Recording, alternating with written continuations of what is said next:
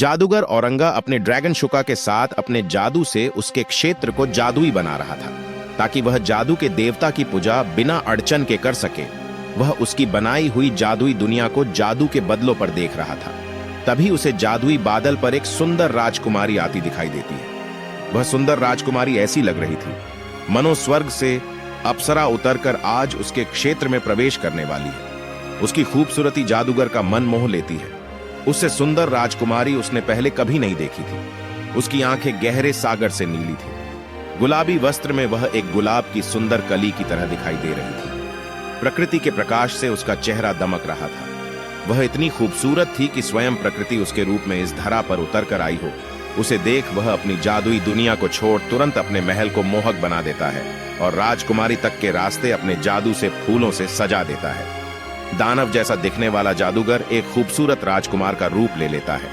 राजकुमारी अपने स्वर्ग जैसे राज्य से भी सुंदर राज्य को देखकर अपनी सहेलियों के साथ उन खूबसूरत रास्तों पर बिना डर के आगे बढ़ती जाती है। जैसे ही वह महल के द्वार पर पहुंचती है, एक सुंदर राजकुमार को सामने पाती है।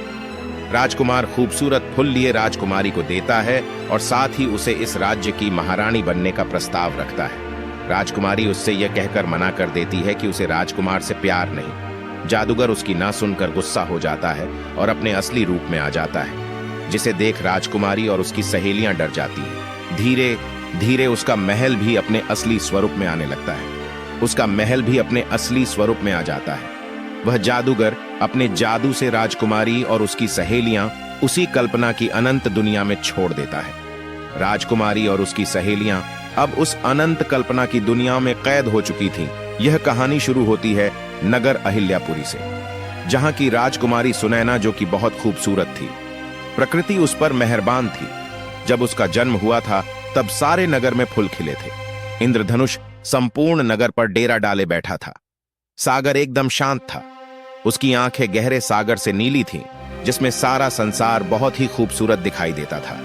इसी कारण राजगुरु सूर्यनंदन ने उसका नाम सुनैना रखा था। अहिल्यापुरी हिंद महासागर के समीप एक नगर था, जहां चारों तरफ खुशहाली थी। सभी अहिल्यापुरी वासी खुशी से अपना जीवन व्यतीत कर रहे थे। एक तरह विशाल सागर और दूसरी तरफ विशाल पर्वत श्रृंखला के बीच उपस्थित नगर अहिल्यापुरी में प्रकृति ने अपनी खूबसूरती चारों तरफ बिखेरी थी। समुद्र का किनारा हो या पर्वत श्रृंखला, सब बस मन मोह लेते थे। अहिल्यापुरी के तीन तरफ विशाल पर्वत श्रृंखला और चौथी तरफ विशाल हिंद महासागर के कारण दुनिया से अनजान था। अहिल्यापुरी में ना कोई गरीब था और ना ही कोई अमीर, बस सभी मिलजुल कर खुशी खुशी रहते थे। अहिल्यापुरी प्रकृति की गोद में बहुत ही सुंदर दिखाई देता था। सागर से आती ठंडी हवाएं और पानी की लहरें अहिल्यापुरी के तट से टकराकर मधुर ध्वनि निकलती थी। हवाओं के साथ पर्वत पर स्थित वृक्ष हिंद महासागर की लहरों के साथ ताल से ताल मिलाते हुए झूमते थे। नगरवासी प्रकृति की इस सुंदरता के साथ खुशी खुशी अपना काम करते थे। नगर के बाहर मैदान में तंबू में कुछ नगरवासी प्रकृति का आनंद लेने अक्सर जाया करते थे। समुद्र के जीव तट पर बिना किसी परेशानी के घूमते थे। व्हेल मछली कभी कभी तट के पास आकर ऊंचे आसमान में उड़ान भरती हुई अनंत सागर में गोता लगाती थी। अहिल्यापुरी नगर के समीप एक महल था, जिसमें अहिल्यापुरी का राजा शिव स्वरूप अपने परिवार के साथ रहता था। उसका महल बहुत खूबसूरत था। इसी राज्य में राजकुमारी सुनैना रहती थी। नगर के विकास और उसकी प्राकृतिक सुंदरता बनाए रखने का काम राजकुमारी करती थी। वह अपनी सहेलियों के साथ रोजाना नगर के विभिन्न विभिन्न इलाकों में जाया करती थी और प्रकृति के अनुरूप गांव को सुंदर रखने की कोशिश करती थी। एक दिन सुबह के समय महल की दीवार के एक स्तंभ से राजकुमारी सुनैना अपनी सहेलियों मुद्रिका, सौम्या और महक के साथ अहिल्यापुरी की खूबसूरती को निहार रही थी। चारों में घनिष्ठ मित्रता थी। अहिल्यापुरी के राजा शिवस्वरूप और राजमाता मनकन्या चारों को अपनी पुत्री की तरह रखते थे। बचपन से चारों साथ ही खेलती थी। तीनों सहेलियां महल में ही रहती थीं और कभी कभार ही अपने घर जाती थी। सूरज अभी निकला ही था। सूरज की रोशनी में खिलते हुए गुलाब की कली के साथ गुलाबी रंग की पोशाक में राजकुमारी बहुत ही सुंदर दिखाई दे रही थी। मुद्रिका राजकुमारी सुनैना के लिए फूल लेकर आई थी। उन फूलों को देख राजकुमारी बहुत खुश थी। सभी यह सोच रहे थे कि आज नगर के किस क्षेत्र में जाया जाए। लगभग सभी क्षेत्र बहुत ही सुंदर और मनमोहल हो चुके थे। राजकुमारी सुनैना अपनी सहेलियों से स्तंभ पर कहती है, हमारा महल, महल की दीवारें, घने वन, विशाल पर्वत, नगर के मैदान, पर्वतों और सागर तट को जोड़ते हुए सभी रास्ते आज इस प्रकृति की सुंदरता के साथ अहिल्यापुरी को स्वर्ग बना रहे हैं। अब हमारा काम खत्म हो चुका है। या तो हमें राज्य के किसी और काम में हाथ बटाना चाहिए या फिर कुछ और सोचना चाहिए। दूसरे काम जैसे महल के खर्चों और कर का हिसाब, घोड़े, हाथी और अन्य जानवरों का रख रखावा, महल की साफ सफाई आदि काम कोई सा भी बुरा नहीं। राजकुमारी सुनैना पर महल के अंदर काम करके ये प्रकृति की खूबसूरती मुझसे नहीं छोड़े जाएगी। महक सच कह रही है राजकुमार। हरी घास को खाने के लिए अक्सर एक सिंग वाले घोड़े आया करते हैं। रेत के पहाड़ों को पार करने के पश्चात घने वन का जंगल था जो कि तितली उद्यान से होकर गुजरता था। ये घने वन विभिन्न वन्यवासियों का घर है। वनों की रानी घोड़ों की मदद से राजकुमारी और उनकी सहेलियों को घने वन से पार कराती है। घने वन को पार करने के पश्चात विशाल आकाशीय पर्वत आते हैं। इस पर्वत पर लाल और नीला ड्रैगन अपने परिवार के साथ रहता है। राजकुमारी लाल ड्रैगन की मदद से इस आकाशीय पर्वत को पार करती है। आकाशीय पर्वतों को पार कर राजकुमारी सुनैना अपनी सहेलियों के साथ खड़े पर्वत पर पहुंचती है। इन खड़ी चट्टान के पर्वतों पर कोई पैदल ऊपर तक नहीं पहुंच सकता। यह पर्वत ड्रैगनों का घर है। इन खड़े पर्वतों पर ड्रैगन की राजकुमारी रहती है। उसकी अनुमति के बिना इन खड़े पर्वतों को पार करना असंभव है। राजकुमारी और उनकी सहेलियां ड्रैगन पर बैठकर नगर की आखिरी सीमा हरी पहाड़ी पर पहुंचती है। इससे आगे ये सभी कहीं नहीं गए।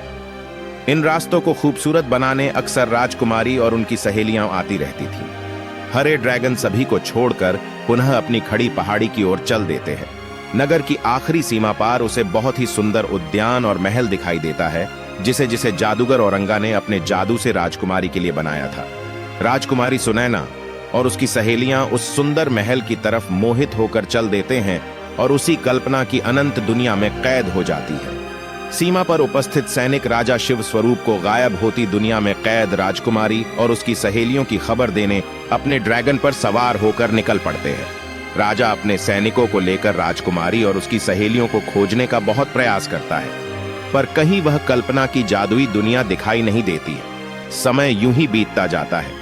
राज्य की सुंदरता उसकी राजकुमारी के बिना खोने लगती है। खुशहाल राज्य मायूसी में डूबने लगता है।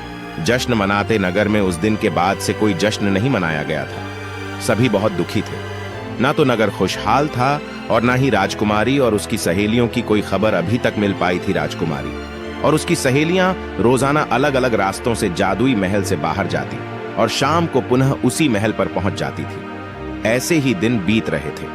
राजकुमारी को इस कल्पना की जादुई दुनिया से बाहर निकलने का कोई उपाय नहीं दिखाई दे रहा था। राजकुमारी सुनैना और उसकी सहेलियां एक दिन सुबह उठती है और प्रकृति की देवी की मूर्ति बनाकर उसकी आराधना करती है। प्रकृति की देवी उनसे प्रसन्न थी क्योंकि उसने हमेशा प्रकृति की रक्षा की थी और उसके अनुरूप काम किया था, जिससे सारे वन्य जीव खुशी से अहिल्यापुरी नगर में रह रहे थे।